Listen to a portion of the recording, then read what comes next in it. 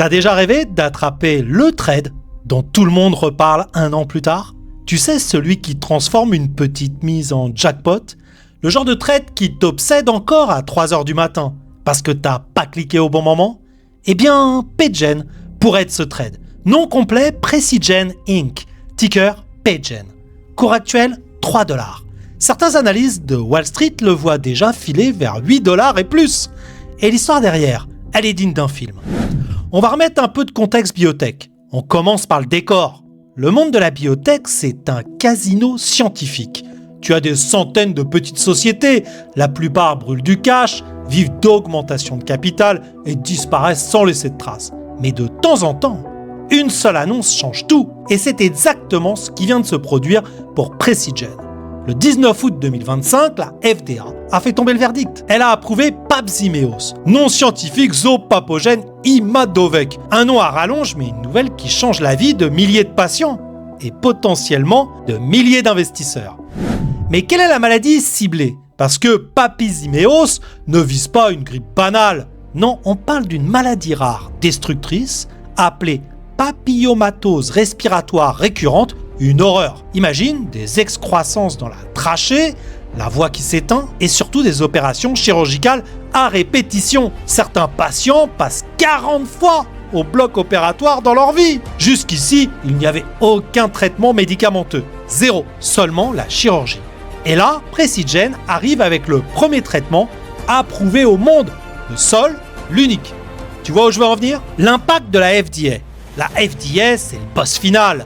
Quand elle dit oui, c'est comme si le marché se pliait d'un coup. Parce que ça veut dire revenu potentiel immédiat, prescription autorisée aux États-Unis et surtout monopole sur un marché captif. C'est un peu comme si tu lançais Netflix, mais que tu étais le seul à avoir les droits de diffusion de toutes les séries. Aucune concurrence. Le marché. Alors évidemment, on parle d'une maladie rare. Tu pourrais me dire, ouais, mais ça touche pas des millions de personnes. C'est vrai. Mais en biotech, ce qu'on appelle les orphan drugs, c'est du caviar. Pourquoi?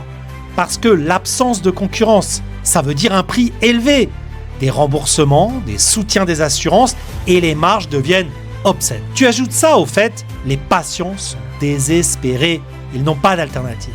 Résultat, adoption quasi immédiate dès que le médicament est dispo.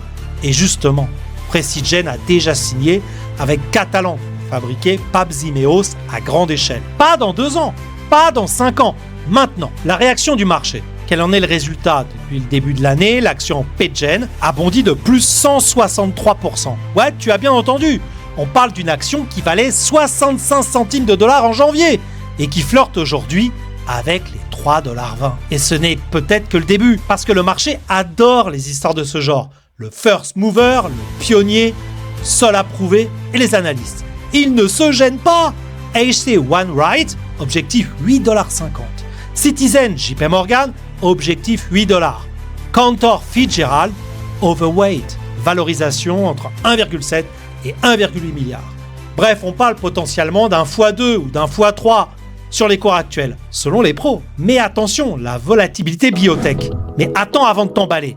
La biotech, c'est pas Tesla, c'est pas Nvidia. Ici, ça se coud. Un jour, plus 40%, le lendemain, moins 20%. C'est un manège.